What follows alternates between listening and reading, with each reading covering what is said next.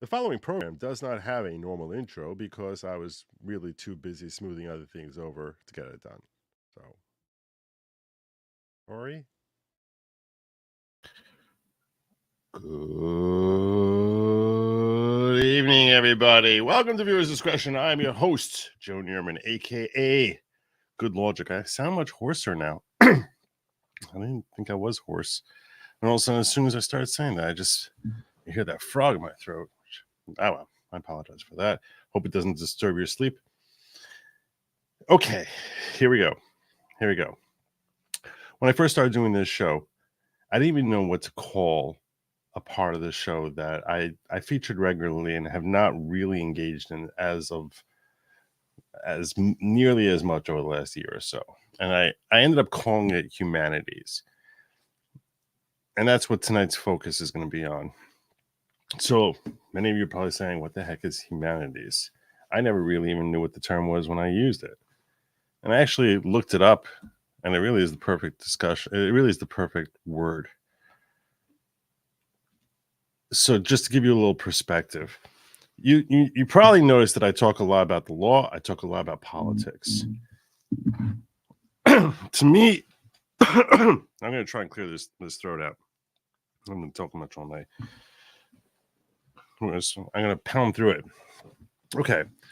So to me, what's really interesting is where law and politics intersect. And what the two topics have in common is each of them play into the human psyche and a reflection of what we as society, where our lines of morality and what's right and what's wrong tick, and and they're both struggling to try and capture what is the best way for a society to grow and be healthy. And I think that's a reflection of us as individuals. And ever since I was a kid, I would always be studying different things and ask myself why certain things would resonate well with me and others would annoy me. And then I try and basically break down what I was seeing and sort of play pop psychologist to try to understand myself better, and through that understand people better, and through understanding people better really be able to understand myself better in a circular type of way. I know that sounds a little confusing, and the word humanities is confusing, but hopefully by the time I'm done tonight, you'll have a better appreciation for what I mean when I'm talking about when I use the term humanities, if that was insufficient, which it likely was. So tonight's humanities topic is privacy. And it was inspired by a couple of events in my own personal life, as well as a story that I saw this evening, which should be very disturbing to every one of us. And this is something that broke over the last couple of days. And it's been reported both by the left and the right. This has legitimacy to it. This is definitely real. This is something that we're dealing with here. And by the way, yeah, I am a little late. Thank you. It was just a great picture. Great picture with Disha Sauce. Thank you. It's very complimentary. So this is reported by Blaze.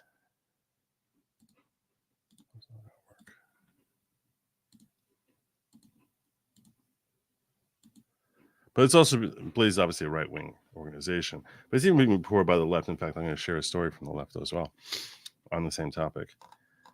Secretive surveillance program has been tracking Americans' phone records for over a decade, according to a report. A secretive White House surveillance program has allowed law enforcement agencies to track Americans' phone records for over a decade, according to a letter recently obtained by Wired. The letter, written by U.S. Democratic Senator Ron Wyden from Oregon and addressed to U.S. Attorney General Merrick Garland, explained that a program called Data Analytical, formerly known as Hemisphere, allows federal, state, and local law enforcement agencies to retrieve phone records of Americans, even those who were not suspected of being involved in a crime. That's right. You're completely innocent. No one thinks you did anything wrong, but the government is still collecting your phone records. This sounds ridiculous. This sounds like what the heck is even happening here? Law enforcement agencies are permitted to collect the phone record data of individuals suspected of a crime or anyone who has been in contact with someone suspected of a crime.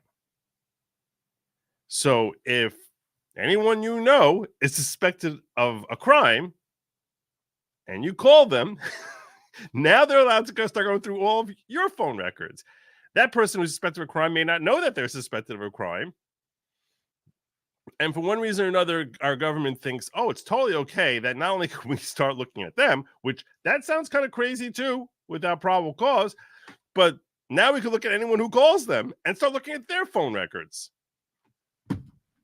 Law enforcement agencies are permitted to collect the phone records of a suspected crime or been in contact with someone suspected of a crime. Phone records turned over by AT&T to law enforcement agencies can include the name of the caller and recipient, phone numbers, dates and times of those calls. In some cases, it can also include location information. I reported the data collected is not wiretapping, which would require a warrant. In the letter, Wyden urged Garland to allow the public release of information tied to the former Hemisphere project.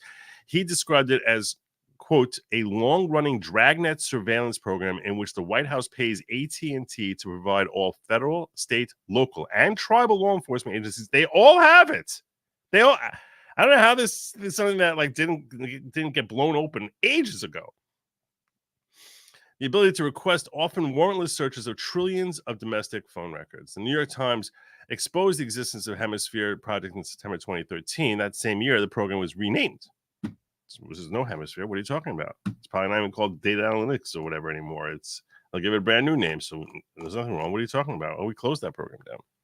Funding for the project was suspended in 2013 by former President Barack Obama. However, a White House memo obtained by Wired revealed that local law enforcement agencies were still permitted to directly contract with AT&T to collect phone record data. Funding for the program was briefly resumed under former President Donald Trump in 2017 and paused in 2021. The Biden administration again resumed funding last year. According to Wyden, AT&T has held on to Hemisphere project queries dating back to 1987. He called the program stunning in its scope and questioned its legality. Although the Hemisphere project is paid for with federal funds, they are delivered to AT&T through an obscure grant program, enabling the program to skip an otherwise mandatory federal privacy review. I have serious concerns about the legality of this surveillance program. Materials provided by the DOJ contain troubling information that would justifiably outrage many Americans and other members of Congress. Kimar Johnson, a spokesperson for AT&T, declined the request for comment, but noted that the company is legally required to comply with lawful subpoenas. The outlet noted that no law requires companies like AT&T to hold on to decades of Americans' phone records. So what? That's not the point. White House not provided comment to Wired.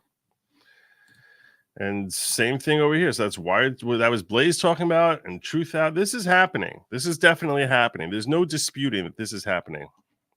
And yes, Worcestershire sauce. That's correct. Everyone, please get your thumbs out. I'd appreciate that greatly appreciate that. So that's what your government is doing. Basically,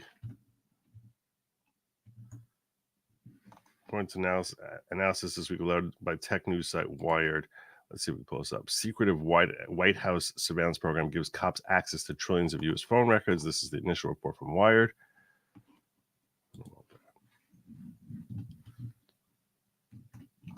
A little-known surveillance program tracks more than 1 trillion domestic phone calls in the United States each year. According to a letter Wired obtained that was sent by U.S. Senator Ron Wyden to the Department of Justice on Sunday, challenging the program's legality. Well, it's nice that someone's questioning the legality of this. According to the letter, surveillance program now known as Data Analytical Services has for more than a decade allowed federal, state, and local. This is the same thing. It's the same story all over again. So there you go. That's your privacy. And you might ask this question. A lot of people ask this question. I think most people ask this question. Maybe not most people in my audience, but most people worldwide. Question like, why do we need this privacy? What is the need for privacy? Who cares? Why would you care? I mean, we know that big tech is monitoring everything we're doing anyway, and most people seem to be totally okay with it. And I found this video, which everyone loves a good whiteboard video. Everyone. I know people claim otherwise, but I think they're big fat liars. Everyone loves a good whiteboard video, which is called "Privacy is no longer a social norm." I'm sharing that with you now, because I think this better helps explain what our thoughts are on privacy.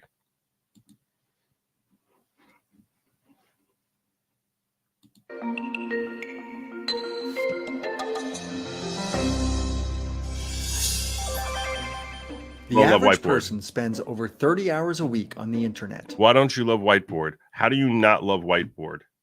How does anyone not love whiteboard? Every second you are online, your behavior is being tracked and stored into a file that can be sold to companies trying to sell products to you. This is like so much more interesting than if it was just a blank screen. Even when you're not online, your phone is listening. In this age of technology, privacy seems to be something of the past. There is an illusion that the internet is free, but the fact is your personal information is worth a lot, and you end up paying dearly for it in the end. To most people, the lack of privacy doesn't seem like a big deal. Constant surveillance goes hand in hand with the internet. See? Only 3% of people who use Google have actually read the terms and conditions that they agreed to. Which is pretty crazy when you think about it. When you think about, have you read the terms and conditions of Google? Probably not. According to statistics, chance you may be one of the 3%, but you're not most of you. There is a sentiment today that only bad people want privacy. Yeah. Only those with things to hide care about privacy. But the fact of the matter is, we all do things when we think we're alone that we would never do out in public. There are things we say to those that we trust in confidence that would mortify us if they got out. When we're in a state where we are being monitored, our behavior changes. There are plenty of social science experiments to back this up. One of the most famous experiments was developed by an English philosopher named Jeremy Bentham in 1791. This I never heard about, and I saw this and I was like, this is what made me share this video with you. This study that Jeremy Bentham did in 1791, this is really interesting, and it makes a lot of sense, and it makes me this is Humanities on privacy. So at the time, prisons in England were overcrowded, and there weren't enough guards to keep order. So Bentham designed a new type of prison structure called the panopticon, which allowed all inmates to be observed at all times by a single guard. In the panopticon prison, every inmate was separated into a cell that faced inward towards one guard tower. The guard in the tower sat in the dark and stared out through a tiny window which was covered with shutters, so the guard could see out and no one could see in. Since the inmates could not see the guard in the tower, it created the illusion that they were being watched at all times. This design had such a profound impact on the inmates' behavior that all riots and resistance ceased. Just knowing that they were visible was enough to keep the inmates in line. In fact, in order for this to work, they didn't even need a guard in the tower. All that was needed was the fear of potentially being watched at all times. Constant surveillance creates a prison in the mind. See, that's a really, really interesting thing to me. I gotta tell you, that's a really interesting thing, which is very logical. So all these inmates, if in case you walked in the middle here, all these inmates have a cell that's open, facing towards a tower in the center. Tower, you can't see into who's in the tower or anything of the kind, but they all felt as if they're being watched, and that kept them in check. That lack of privacy is what kept them in check. The feeling that I'm being watched 24/7, even if there's no one in the tower. You just make them think they're being watched. If you just make the inmates believe that they're being watched, and all of a sudden they shut down, and it's a shutdown that goes far beyond physical. I was about to explain. It's a shutdown in the mind. The panopticon proved to be the ultimate enforcer of obedience and compliance, and the same principle has been carried over to schools, hospitals, airports, the workplace, and now practically every public corner of society. This is the exact reason you don't run a red light at 3 a.m. when there are no other cars around. There's always the chance of a traffic camera watching, so you obediently sit and wait for the light to turn green. Constant surveillance has become the key means for control in Western society. There's no need for public displays of brutality anymore. It's no secret that we're being monitored while we're online. The founder of Facebook, Mark Zuckerberg, said himself that privacy is no longer a social norm. Ironically, Mark Zuckerberg spent $30 million buying all the houses surrounding his house so he could have more privacy. The founders of major social media sites preach that privacy isn't a big deal, yet their actions contradict their words, for they go to great lengths to protect their own privacy. So, why is privacy important? People need a place where they can go and be themselves without fear of judgment.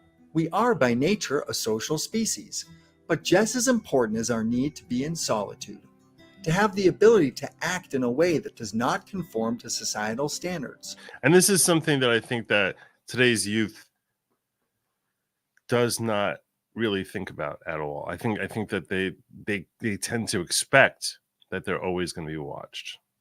I think that they don't recognize the prison that they've accepted upon themselves. To think freely, explore ideas, be creative, or even be deceitful. Otherwise, everyone would be exactly the same. When we allow a society to exist in which we are subject to constant monitoring, we allow the essence of human freedom to be severely crippled. To those in authoritative power, anyone who poses a meaningful challenge to authority must be stopped.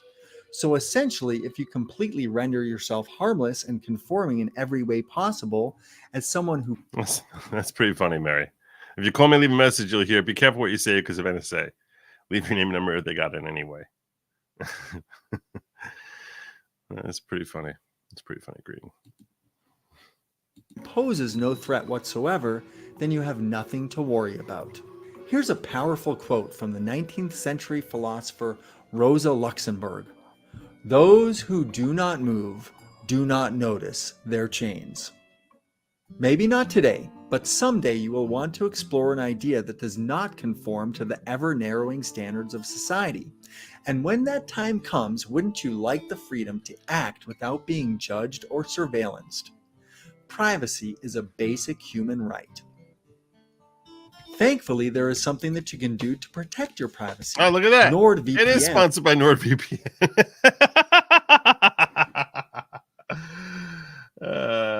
Okay. So there you go. It is sponsored by NordVPN.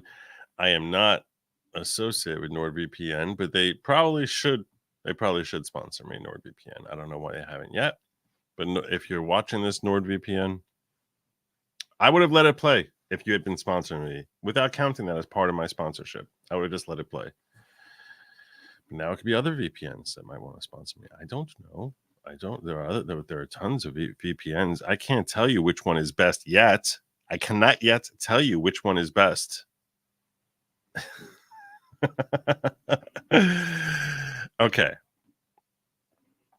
So I saw that story about privacy and I was like, you know what? I think this is an important thing because I think people don't think about like their own privacy and how it's been so severely curtailed over the last couple of decades. And I wanted to have a discussion about healthy boundaries, less so in social media, less so in big government. But I think that this is a good segue into a conversation about like a healthy home and boundaries within your own home. So I'm going to share a couple of stories with you.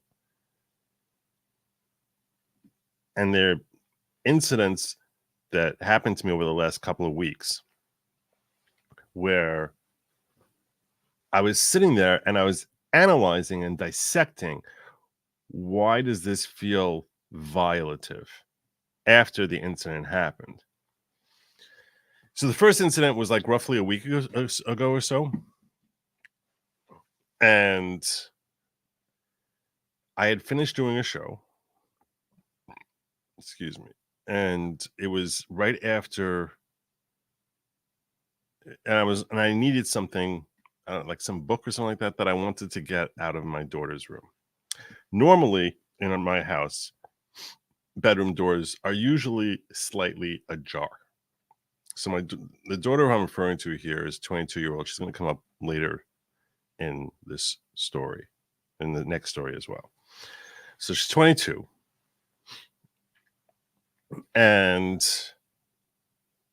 her bedroom door was closed. And I knew she was asleep. It was like 3 o'clock in the morning. She has a job. She works from 9 to 5 every day. I was positive she was asleep. I had no doubt in my mind she was asleep. And I'm thinking, like, if I go in there, she's almost certainly not going to wake up.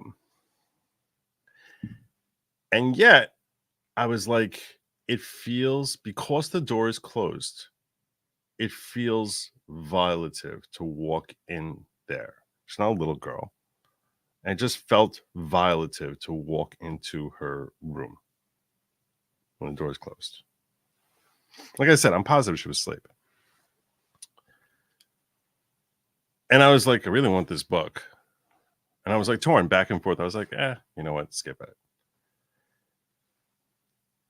And I'm not sure if that was like the right call. I still think it's the right call. But it just felt like I was invading her privacy, even though she was asleep. So that's the first question I have for you to mull over in your brain. It's a family member. There's not going to be any embarrassment if I walk in there. I wasn't going to wake her up or anything of that nature. Purely the notion of going into a closed door. If the door is ajar, I would have gone in there. I would have been like, yeah, the door's open. And the reason she closed the door, this is an interesting wrinkle, which I want you to think about whether or not this matters. The reason she closed the door was not because she wanted privacy. The reason she closed the door specifically was because of the fact that when I'm doing a show, I'm loud and I'm in the room right next door. So she wanted to block out the noise of me talking so that she could fall asleep. So she wasn't even really looking for privacy when she closed the door. She really was looking to soundproof her door as best possible. Now, I did not know this at the time. I did not know that's why she closed the door. Hey, Jessica Reloaded Raid. God bless you, Jessica. Thank you. Thank you. So my question to you all is, do you think if that to go in there would have been an invasion of her privacy? That's my question. That's the first question. That's the first scenario that I'm laying out for you here. Do you think that going into a person who's asleep, going in and has a closed door, do you think it's an invasion of privacy to walk into their room? It's not like some sort of couple that's going to be engaged in any sort of physical activity behind that door. It's an individual alone. You don't suspect that they're doing anything wrong. You're pretty sure that they're asleep and that they're not going to wake up. Do you think that's an invasion of their privacy to walk in there, to walk into their room? That's the first question I have for y'all. I want you to sort of bandy about. Wizard Shaw, share with me when Trump was elected, despite mammoth attempts, I'll come back. Subterranean attempts. I don't know what that is, but it's some video that Worcestershire share with me. But I think that's a little bit aside from what I was covering here. So let me create a poll here. So I'm doing the poll. Good to see you, Jessica. All right, here we go. Here's a little poll. Here's a little poll for you. Start a poll. Is walking in.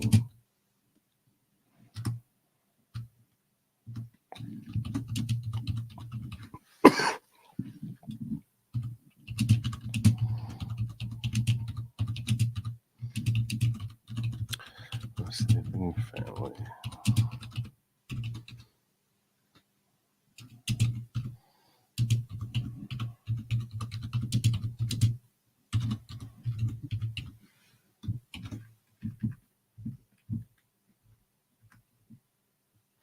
I think it's different also if they're a kid or not. Like if she was like 7 years old, I wouldn't have a second thought about it.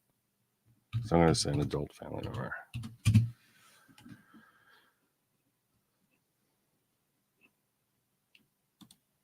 There you go. There's your poll.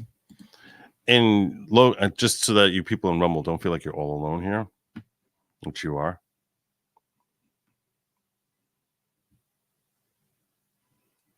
Okay, so you now know the question, and I'm basically asking you, do you think that if you think that yes, it's an invasion of their privacy, put a 1 in the chat, and if you think it's a no, put a 2. So yes, it's invasion, so you should keep the door closed. No, it's not. There's nothing wrong with going in there. So 1 for yes, it's an invasion, don't do it. 2 for no, it's totally fine. Do what you want.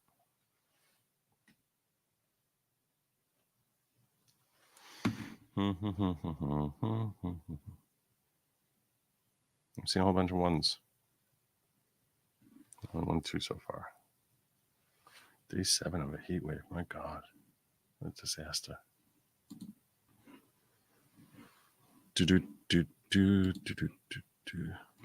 Wow.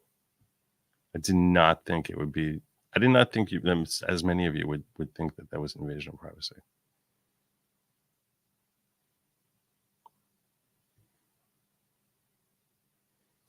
Mendover says.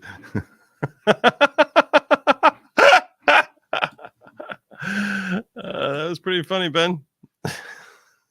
That was pretty funny. Okay. All right.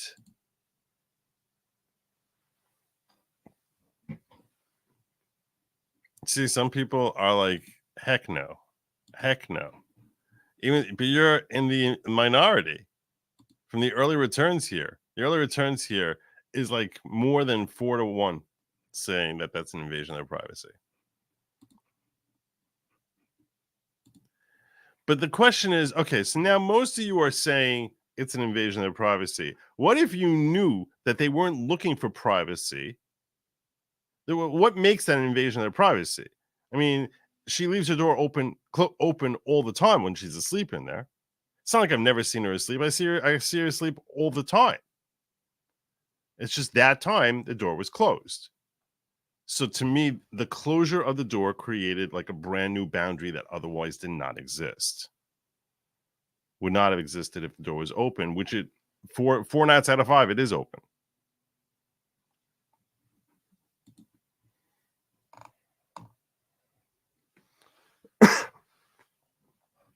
Well, this is what Humanities is all about. I'm trying to figure out what proper ethical boundary lines are. This is exactly the sort of thing, and it's going to tie into my next story. All right, so a strong majority, a significant majority of you, it's 83-17. I got 172 votes here. It's 83-17, and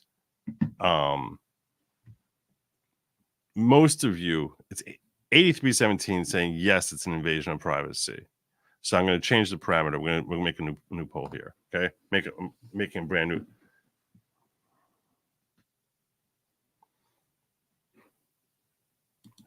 Here's a new poll. I'm going to change parameters just a little bit here. Why do I have this? I don't want this.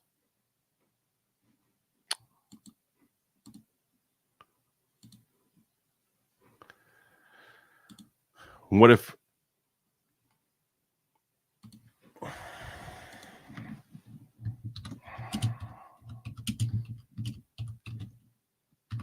you know, because I did not know this at the time, but if you know that the reason it's closed is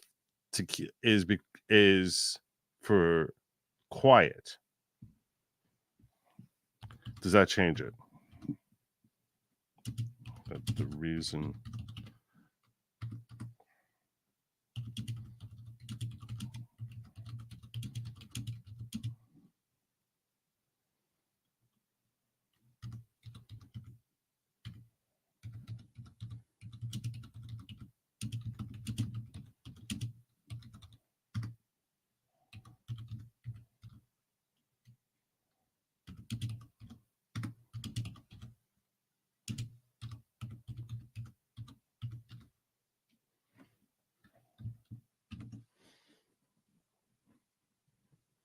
So I'm going to have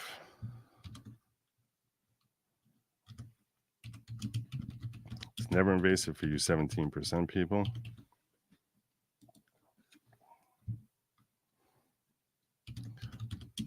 That is still invasive. Privacy.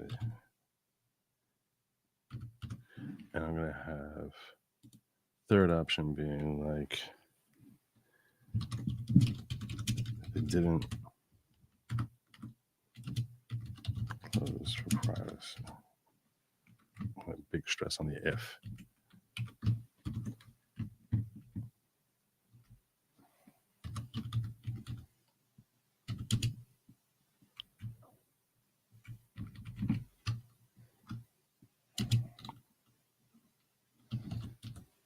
I'm not closed. Gotta figure out how to get my question short enough. My answer. If not.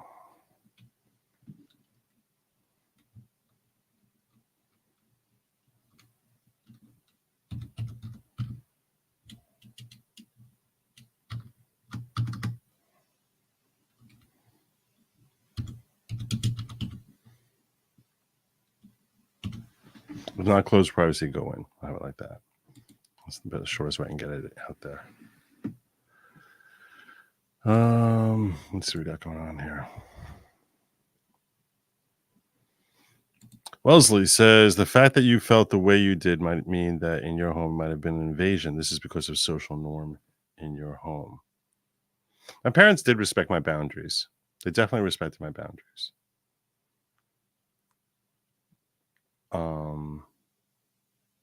And it could be that it's an individual thing. That's part of the whole focus that I'm always trying to figure out. Is this just something I feel a certain way? That's part of the reason I like having polls in humanities, because I'm trying to figure out, am I the outlier here, or is this a commonly held thing? Can you interview her on your show about this? Hey, Frankie, it's been way too long since I've seen you. No, I cannot. She would never want to come on here. She would never want to come on the show. Some of my kids would love to come on. Some of the, my youngest would probably be terrified of coming on, but not like just scared of saying something stupid. This daughter is like, I don't want to be in front of the whole world. She's a very private person. Maybe that's part of the answer to the question. Maybe that's a factor. She's like, I don't need to go on display for like 1,000 people. So she would never want to come on. Would she unclosed with an open bedroom door? Some families, maybe yours. No, she would never get changed with an open door. She would close the door if she was getting changed. And maybe that is a factor. She would only get changed in like a private closed door setting. And perhaps that's a factor in the equation here, because like, look, I have every reason to assume I could have knocked gently before going in, though, without fear of waking her. So I wasn't afraid that I was going to walk in on her and she'd be embarrassed in her state of dress. Wisdasha, I always knock on with permission to enter the room. You have to wake them by knocking because that's their personal space. That's something I deeply respect. In fact, I actually think there's a policy. There's like Jewish law. There's like, as far as like rules of ethics, there's actually a law that before you walk into your own house, you're supposed to knock on the door. The link was in a side. CIA stopped Trump 2016. Oh, I appreciate that. Thank you. It's the intent behind why the door is closed. For your daughter, no, because she didn't close for privacy. It's like intentionalism versus consequentialism. Okay. All right. Okay. So you're probably changing your vote on this follow-up vote here now. Let me see where that's at here.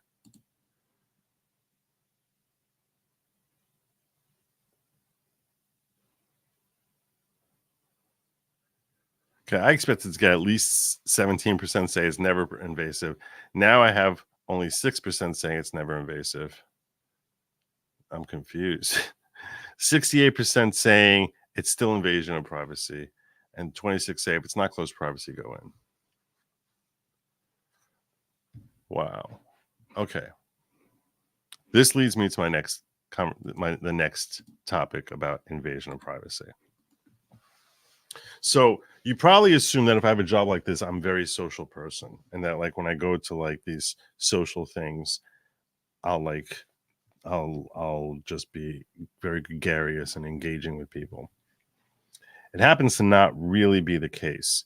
Normally when I go out, so I might feel like there's a moment I sort of in the mood to like dominate the conversation, and I'll just sort of take over the conversation, and I'll make myself, I'll just bring up a topic that I know is going to just sort of shift everything and pull everyone in. But that's like perhaps 5% of my encounters ever when I'm in a group setting. Most of the time I'll sit there relatively quiet and just talking to one or two people on the side who I know or whatever. So here's the scenario that I was in just last night. So we spent the weekend, we spent Shabbos by my family member. It was Lady Lawgic's sister's house. So she's married, a whole bunch of beautiful kids, and she had over me, my wife, my family, my children. Well, only 3 of my kids who were around. The rest of them are off doing their own thing, and another sister of hers, and her husband, and 3 of their 6 kids. This is to get. I have to paint the scenario for you. Okay, painting the scenario. So, whole bunch of us around there eating like dinner together. So the table, you need to have enough space for everyone to sit there. So the table is set up basically in this kind of layout here, like one long table here, and then this shorter table like this. Okay, with like three people sitting here. That's the overall layout. Okay. Now, this is how, after we finished eating, but before we really left the table, all of a sudden another family who's a neighbor came by. It was a husband, a wife, and their 20-year-old daughter. Okay, you with me so far? So now we already had 3 different families here. Basically, you have 3 sisters and their husbands and children. Kids are all running around. The younger kids all running around playing, doing their own thing. So now you have 3 sisters, one of them being my wife, and 2 of her sisters and spouses, and older kids still around the table. And then this new family, not related to us, shows up, and they're friends with the host sister. So it's a husband and wife that show up, and their 20-year-old daughter. Okay. This is what I was, and this is how the seating ended up at a certain point when I was just totally zoned out, spaced out, not engaging in any conversation with anyone at the table. Okay. So just to give you the layout here, and you need to understand this because this relates to the topic of privacy and a discussion that I ended up having with my daughter and niece in trying to figure out what would make something feel like an invasion of privacy. Okay, so here's the layout here, right? This is me over here. I'm sitting like where the 2 tables are meeting, okay? This is Lady Lawgic sitting next to me, and her sister is sitting next to her. Now, there's multiple conversations happening here. I'm sitting here all by my lonesome. I'm not talking to anyone, okay? So you got Lady Lawgic is talking to her sister over here. So it's like basically to my left and and further over. Then you have across the table from me is Lady Lawgic's other sister and my brother-in-law, her husband. They're sitting here, and the other wife and husband that had just shown up, they're sitting here. The 4 of them are sitting engaging in like some sort of conversation. No idea what the heck they were talking about. I had no idea what Lady Lawgic was talking about with her sister. So that's 2 of the conversations so far. One of them is a 4-way over here. Another is Lady Lawgic and her sister. Then there's another conversation happening here between the 20-year-old daughter of these people, You with me so far? Good. So their 20-year-old daughter is talking to one of my nieces, who's 20 and sitting right next to her.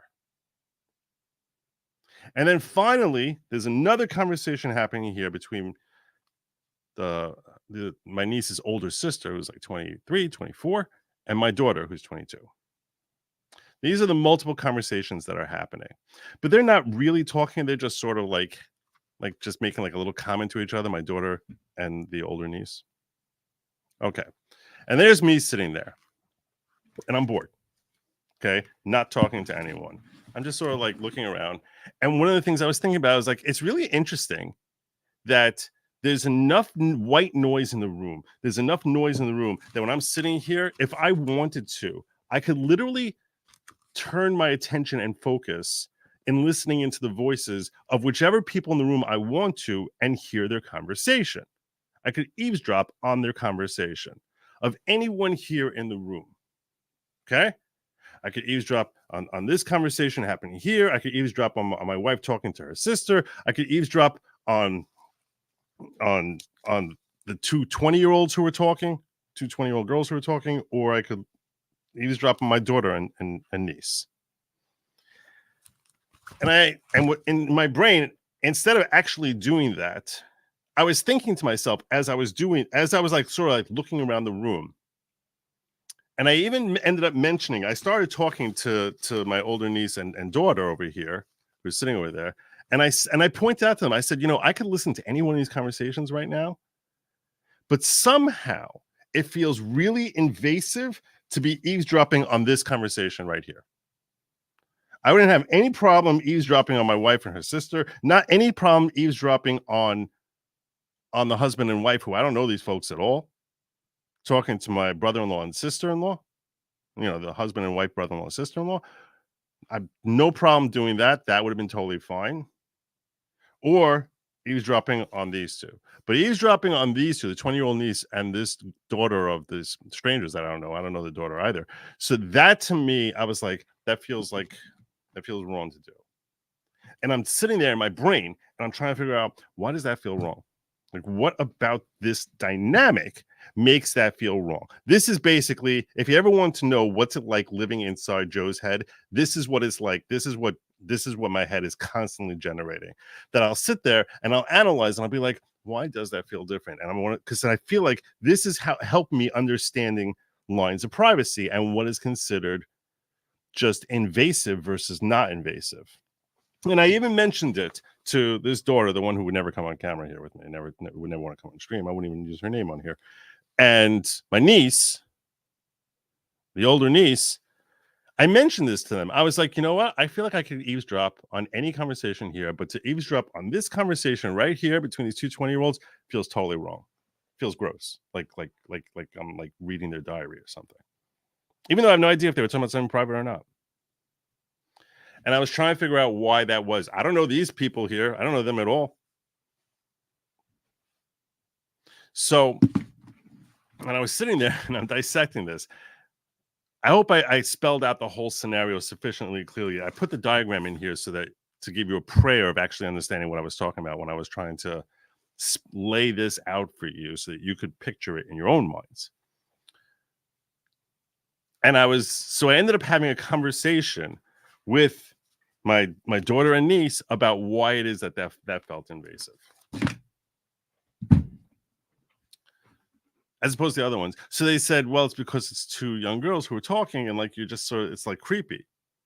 So I was like, I didn't feel a problem sitting on you guys. That wasn't bothering that wouldn't have felt invasive.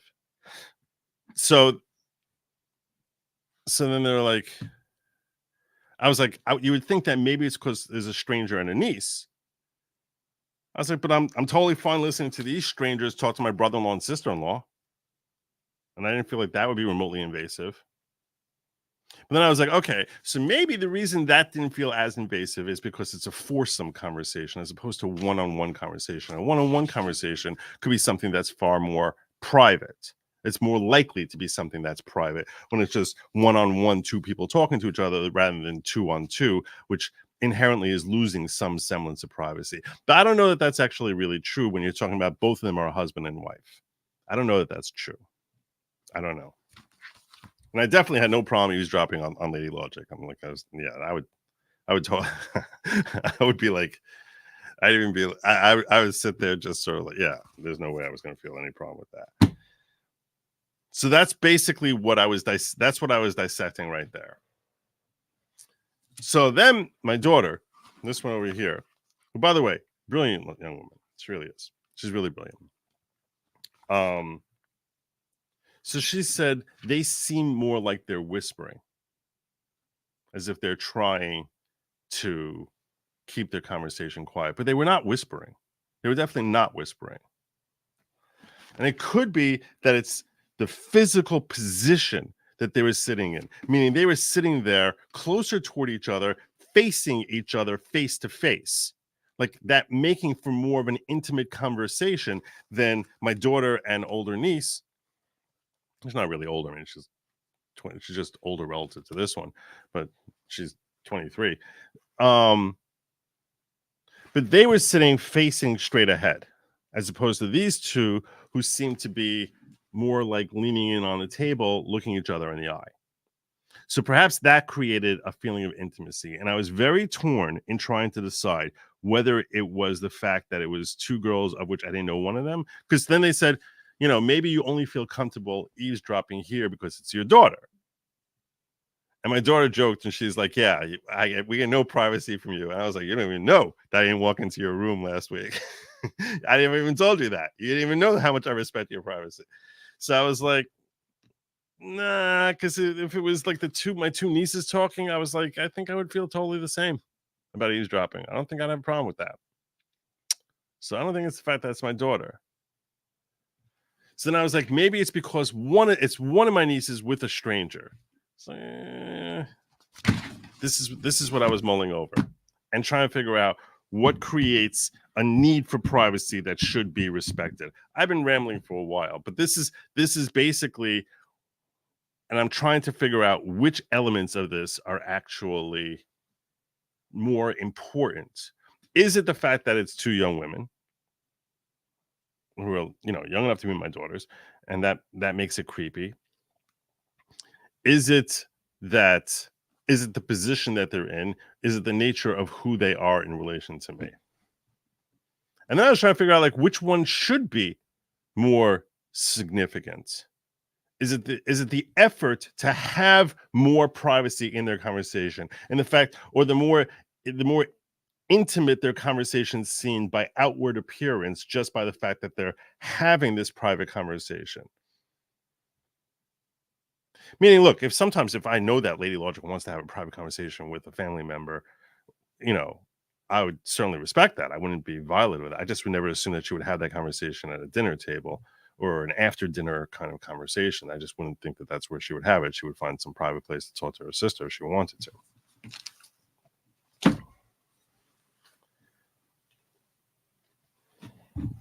This is what I've been racking my brain over for the last day.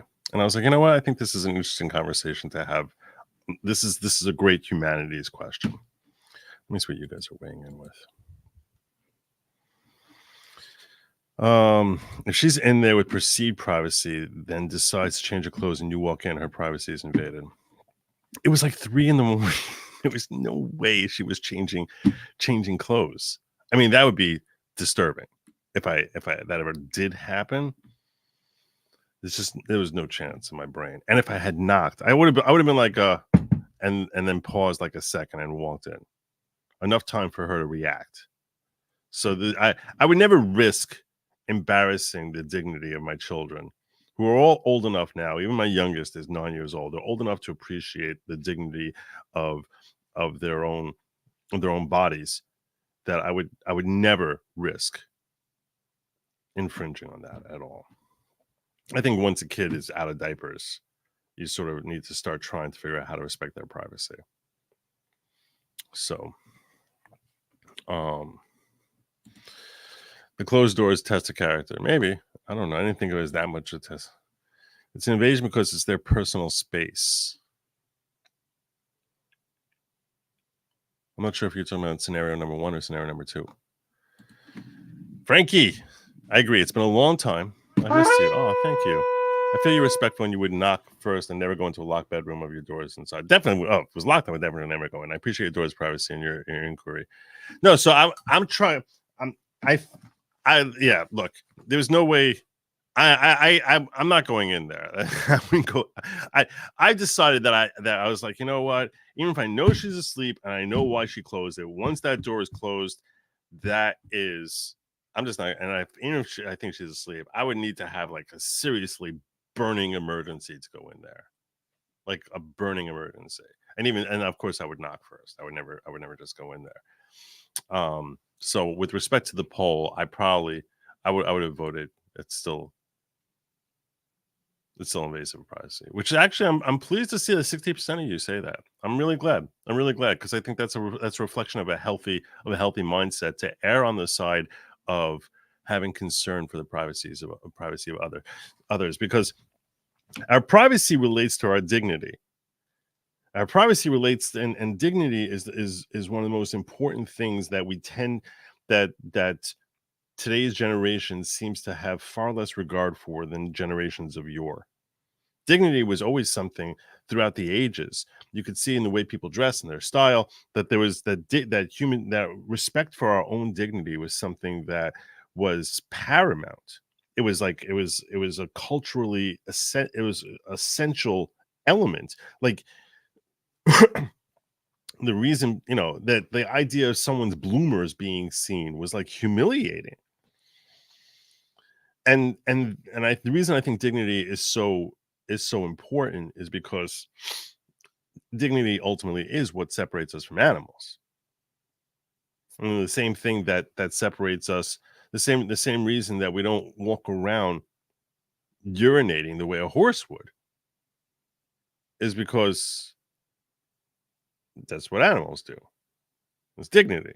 It's hard to define dignity without differentiating from someone else. It's almost like but the best definition that I can come up with without looking through Webster's would be that which distinguishes us from animals, that which is designed to maintain our self-respect. It's something that's unique to humans in that we can understand the concept of embarrassment, whereas animals cannot.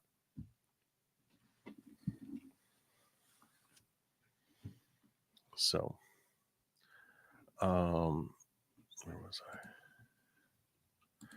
Proximity times body language times volume. So you're saying, okay, so that's all an outward display of intimacy of the conversation. That's what it's possible. It's possible. The outward display of intimacy of the conversation. It's not bad. Proximity times body language times volume. It's not eavesdropping if it's public. So here's what I'll tell you. Like, I don't know that that's true. I don't know that that's true, Worcestershire. Because it's not like everyone has an opportunity, just like, you know what, let's go talk in a private room now. Sometimes it's like, you know what, it's just not your business. It doesn't have to be private for it to be not my business. The other thing I was thinking about when I was sitting there is like how common it is for me to basically no, I'm not gonna be able to express that properly. Let me just diggers. You want me to check on my diggers? I'm sorry. Oh, the diggers. Proximity. So Worcestershire is saying proximity plus relationship. You're overthinking this. It's social, cultural norms and values. You know who's receptive. This is what I do. This is what Humanities is me dissecting, because I think I get a better understanding for why it is that when I feel a certain way intuitively, I'm always wondering what's happening in my brain too fast, my brain to understand. It's a way of me trying to like slow my brain down, where it's like, okay, I feel a certain way about something. There has to be a reason that I feel that way about it. Let me try and dissect what happened in my brain that got me to feel that way. And I feel like then I have a better understanding of myself and of people. So that's why I've done this like my whole life. Like seriously, since I was like 10 years old, I've been doing this. A lot of people consider over analytical, like you kind of expressed. Beak Boop says, I think closed door creates a reasonable expectation of privacy. It may not be the exact reason the door is closed, but I think it's a reasonable expectation nonetheless. And here's what you just inspired me to think of in the closed door question. Maybe she closed the door with the intention of drowning out the noise that is my mouth. That's very possible, likely. But it's also possible that after that was her initial motivation, that there was a second motivation that came along, and that of a need for privacy. And it's like, oh, the door is already closed, so I don't need to close it anymore because it's already closed, which means that it ends up serving a dual function. It's the privacy. It's really the sound cancellation together with privacy. And if that second element popped up for any reason, there's no way I would know that, and I would just be left assuming wrongly that it's purely noise cancellation, and that would lead me towards some sort of potentially embarrassing her, which would make me feel terrible. So I know animals don't know that they're naked. That's part of the whole point. Wow, there's a whole bunch of pay attention to the locals. Patrick says, Anne says, unless it's a small child or your spouse, there's no need to enter the room while they're sleeping. Emergencies are the exception.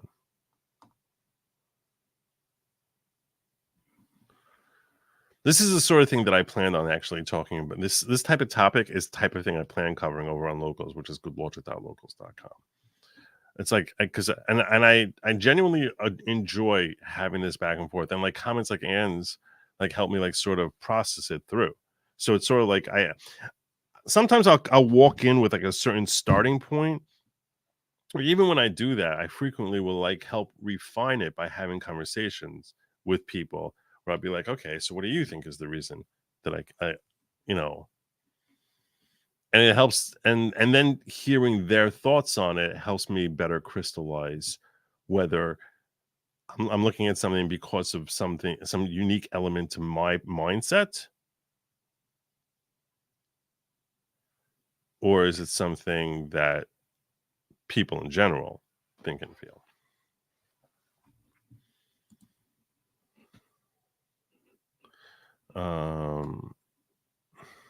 Leslie's right. Dignity is everything. Privacy for kids scale with trust and age. So this is an interesting thing, and this is something that I recognized when I was going to talk about this topic. I recognized that there is a need sometimes. This is a situation that I fortunately have never had to deal with, but I can understand that if you have a child who is older, of an age to have a need for dignity, who is potentially going to engage in some sort of self-harm, and that self-harm could be the nature of, like, intentionally trying to harm themselves, or being reckless, with various recreational activities. That in that sense, like, there's sort of a protective, some parents may feel a protective need to skirt or modify what would otherwise be an appropriate level of respect for their privacy. You think your kid is, doing cocaine, so that's different than if you're wondering if they have a new girlfriend. That's a very different thing, and that's because part of the primary role of a parent is to protect the child, and especially if the child is engaging in things which may lead towards self-harm. So that's a different, and like I said, many of you may have had the struggle of having to deal with that with children of your own, and in those scenarios, I think, like, you have to, everyone has to, every situation is unique. But that's the fact that the motivation is to protect the kid from harming themselves. That changes, and that overrides the normal parameters that I'm putting in my calculus as far as trying to determine what's a healthy type of dignity and respect for family members. Jackals of Terra Argentum. I'm younger than you, but for most of my life, Being seen as undressed or slovenly was seen as a sign of mental illness. The left undermines dignity format. That's true. That's true. You know, in there's a movie called My Immortal Beloved, which focuses on the life of Beethoven. And toward the end of the movie, not a spoiler alert, when they want to show how he's like so run down, they basically show him looking like really run down and slovenly. And it's designed, I think, to show a reflection of his mental illness. That it's like, you know, he's just doesn't losing his own sense of humanity in like urinating all over himself. Left undermines dignity, formality, and glorifies indecency because it dehumanizes. I think that's true. I think that's true. I think that a lot of what we've seen happen to society has been purposeful to try and make us feel as if it's like to make you feel as if dignity is a shackle and that dignity is a prison. So to celebrate the human body, to celebrate that independence means that women should walk around topless. I mean, how backward, what a backward perspective this is. That this shows how great you are in freeing your body. Like literally like a cow would walk around with no clothes, so why should you? And it's completely dehumanizing. It's completely dehumanizing, and it's purposeful. It's purposeful. And these people, and usually it's the younger generation which swallows it. And I don't just mean today's younger generation. I mean that type of messaging has been going on since the 60s and 70s. But I mean, it's obviously gone to newer and higher levels. But yeah, glorifying indecency as if like now you're freer, as if you're more evolved. Like think of what a gaslight that is. You're more evolved because you walk around with no clothing. Like, yeah, the closer you are to an animal, the more evolved you are, I guess. It's frustrating. It's very frustrating because it's such obvious lies. You know, healthy boundaries, stop overthinking. I'm not saying I don't. I think okay. So I want to be clear here. I feel very confident that the boundaries I intuitively feel are appropriate. I'm not feeling insecure or unsure of those natural boundaries that I just like, this feels right, this feels wrong, this feels okay, this feels not okay. It's more a matter of I want to have a better understanding of people, and that's why, and myself. So why does my brain feel that way? If I can't easily put my finger as to like that's what makes this different from this, then I sort of try I want to understand that. That's what I'm doing. So that's what humanities is, really, for me at least, how I define humanities. Why do you have the doors half open? That's an interesting question. And I'm not going to kid you. Most of the time, that's a really interesting thing. See, I'm going to tell you right here, okay? This is funny that you asked this. It's a great question. It's a really great question.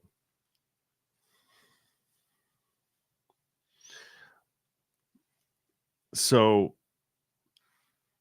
I live next door to my sister, and I have these big bay windows, and one of them faces the front of the house, the other is facing her house.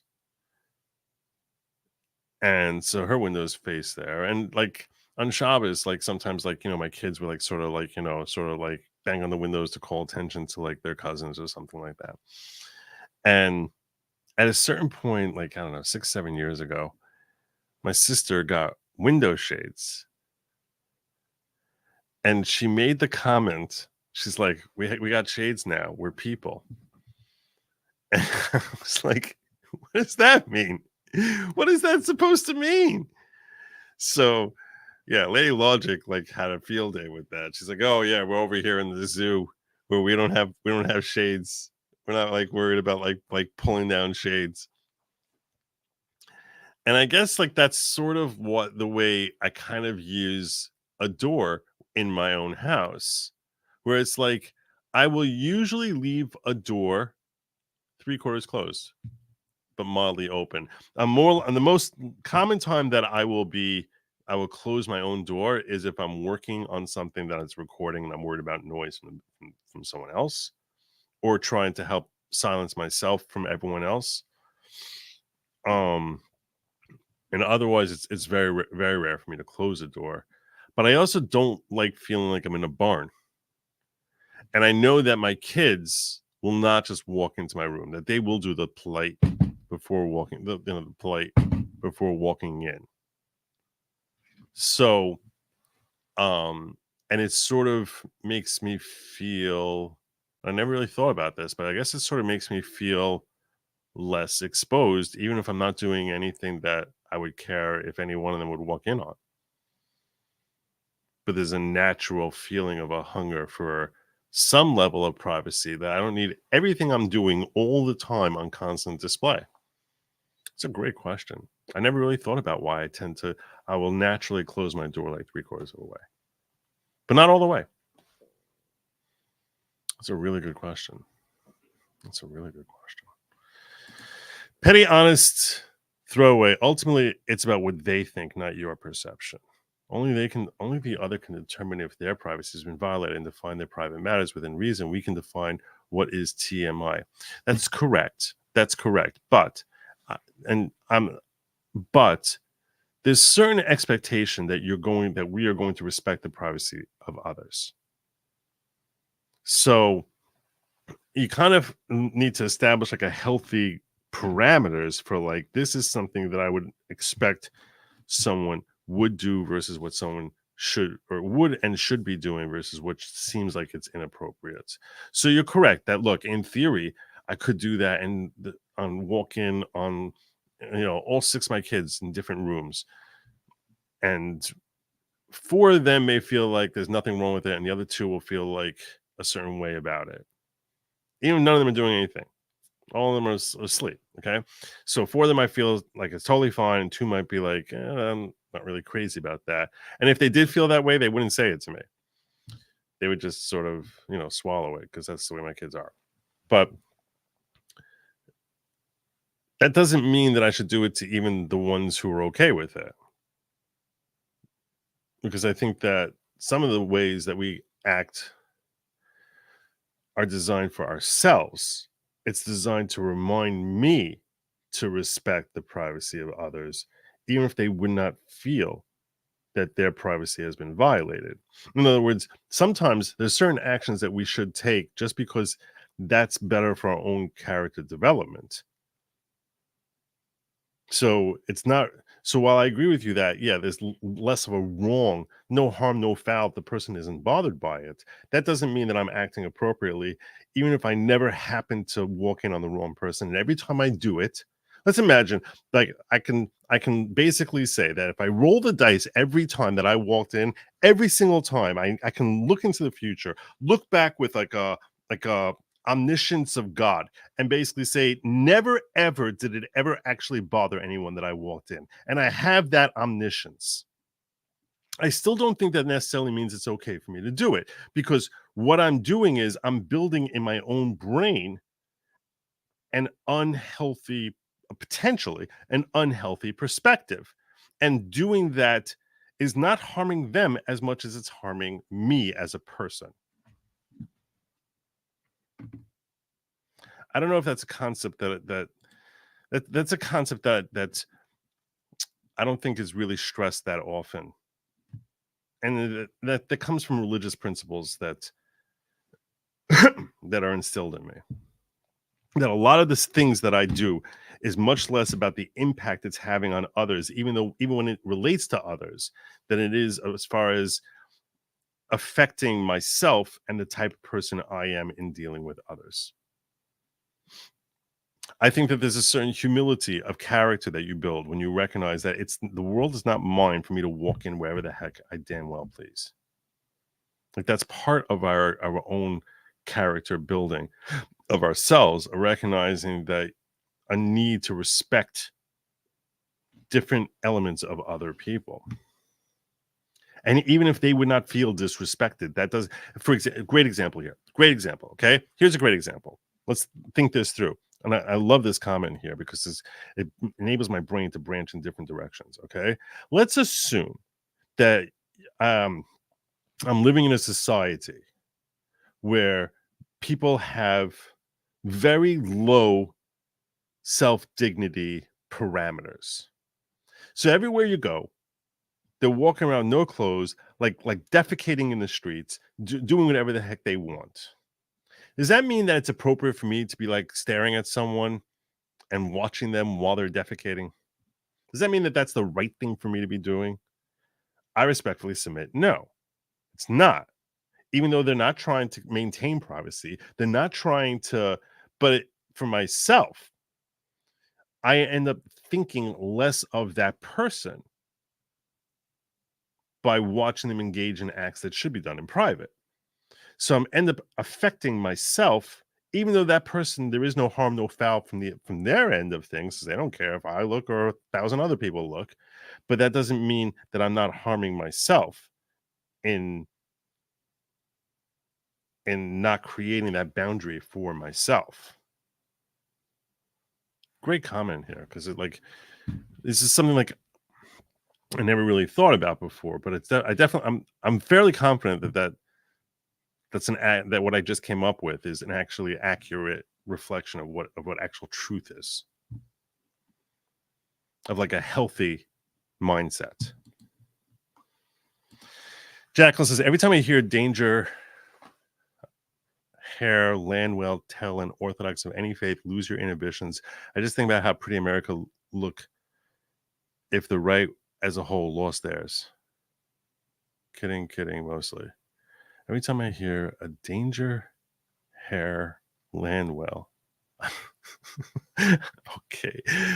There's got to be a typo in there. Tell an Orthodox of any faith, lose your inhibitions. I just think about how pretty America would look, I assume, if the right as a whole lost theirs.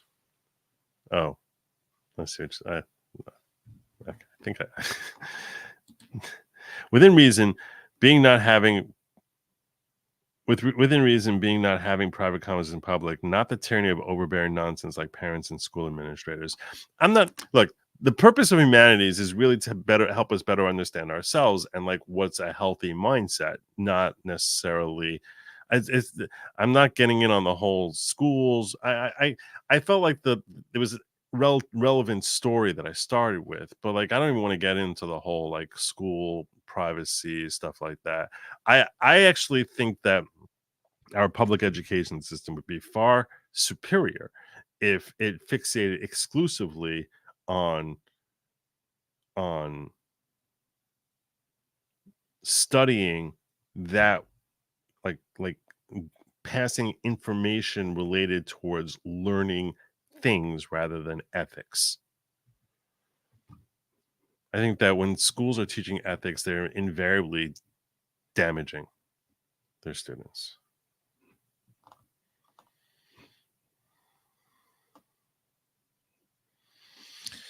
What baffles me is that my kid has no expectations of privacy in school, but they can't record their teachers. Yeah, that is kind of sad. that is pretty sad. And that's sort of like what that video was talking about, that the overlords feel like there's no reason you should have any privacy, but we need our own privacy. Like, why is that? Why would that possibly be? There's no logical explanation for it other than it's power being exerted by those who have it.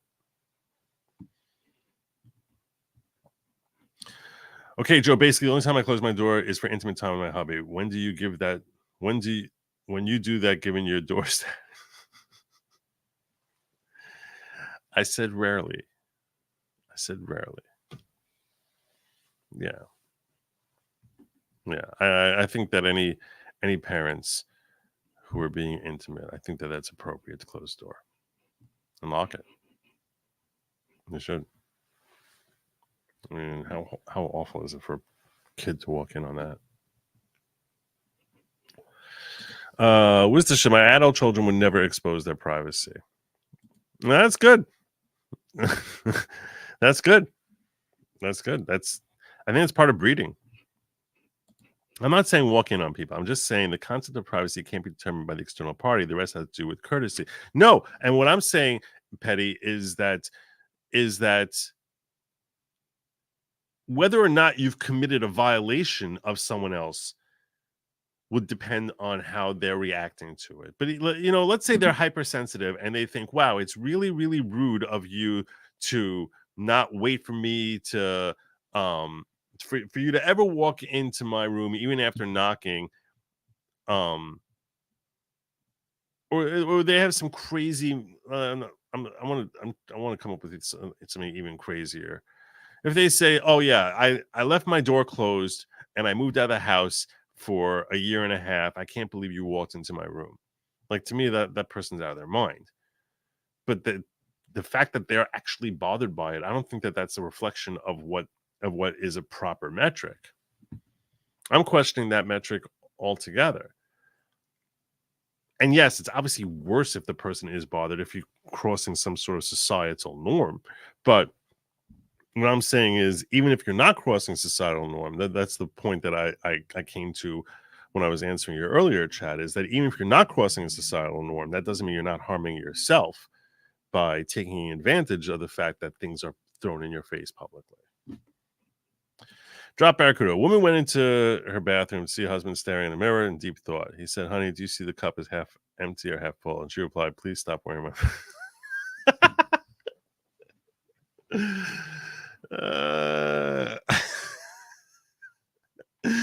Why only half? Why is it only half? Oops.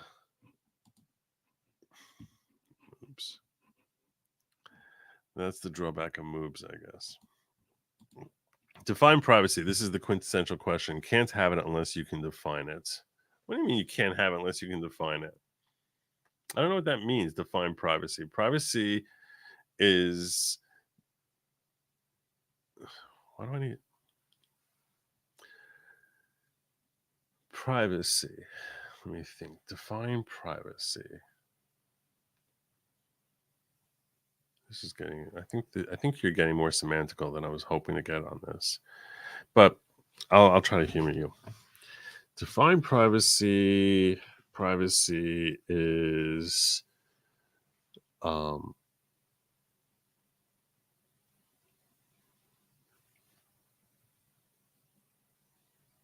an expectation of not I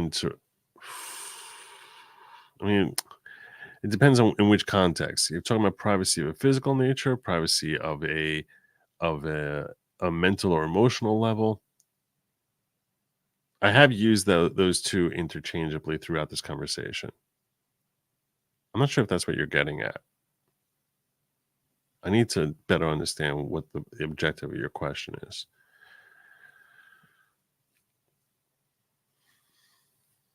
Privacy.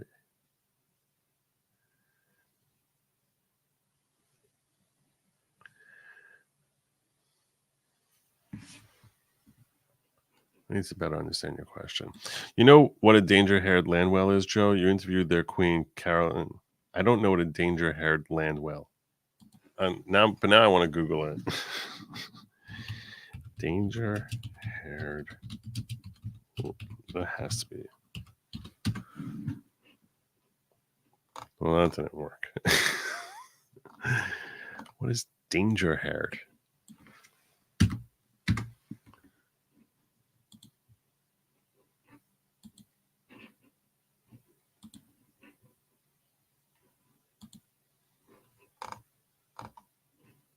This isn't working.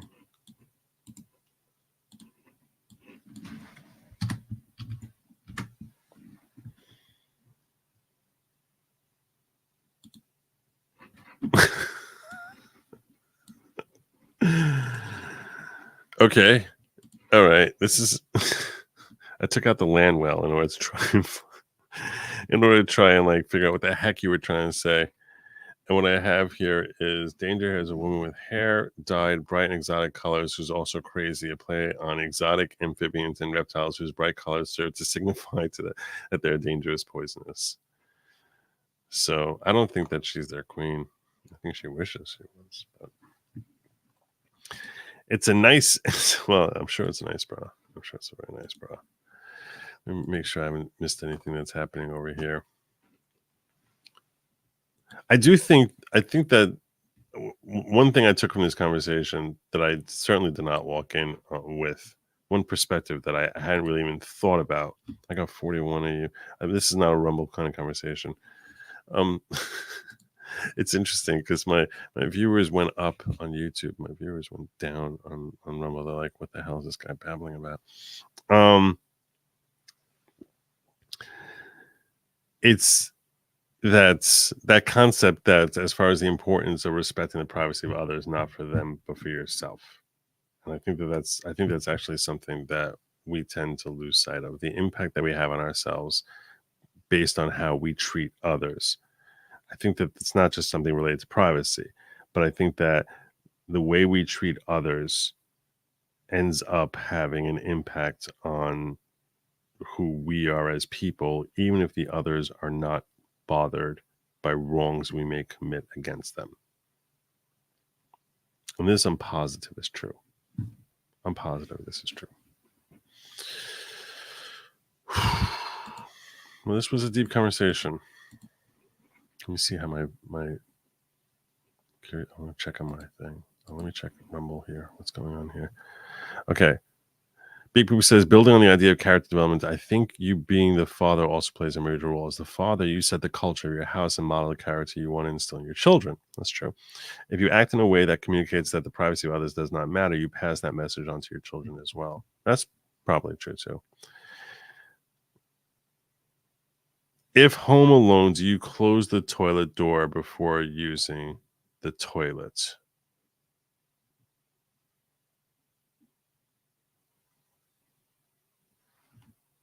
Well, that's a pretty private question you're asking. Can I plead the fifth? Can I plead the fifth? On that one. I think we did not want that question thrown up in my grill. I wasn't looking for that question thrown in my grill. Why? That's a pretty invasive question. Pretty invasive question. I guess depending on the, I guess that answers itself. I think that answers itself.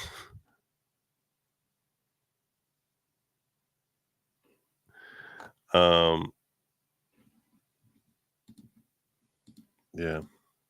I think I'm gonna wrap this up here. By the way, so glad Humanities is back. Oh, good. Okay, cool. Thank you, Mr. Shaw. I appreciate that. All right. Where can I mail you a letter? I meant to check this out, and then it was Thanksgiving. I'm going to try and find out on Monday if the post office is open, whether or not I still have my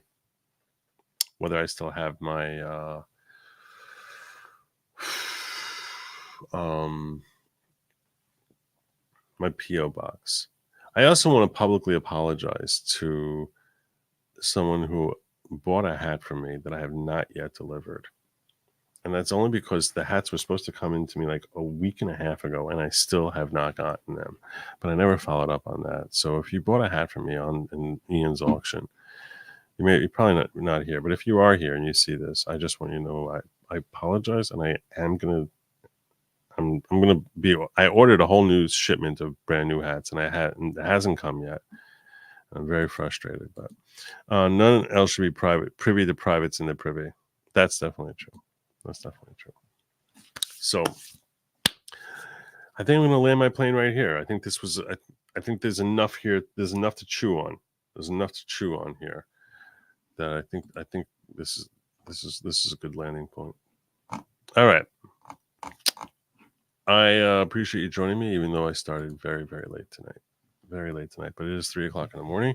So I will be back here, God willing, tomorrow evening. And until then, I thank you for joining and participating in my show. I hope you found it entertaining, interesting, or something along that nature. And whatever I've done tonight, I'll try to do it even better tomorrow. So be happy. Eat the bugs. And as always, my friends, I say, Godspeed.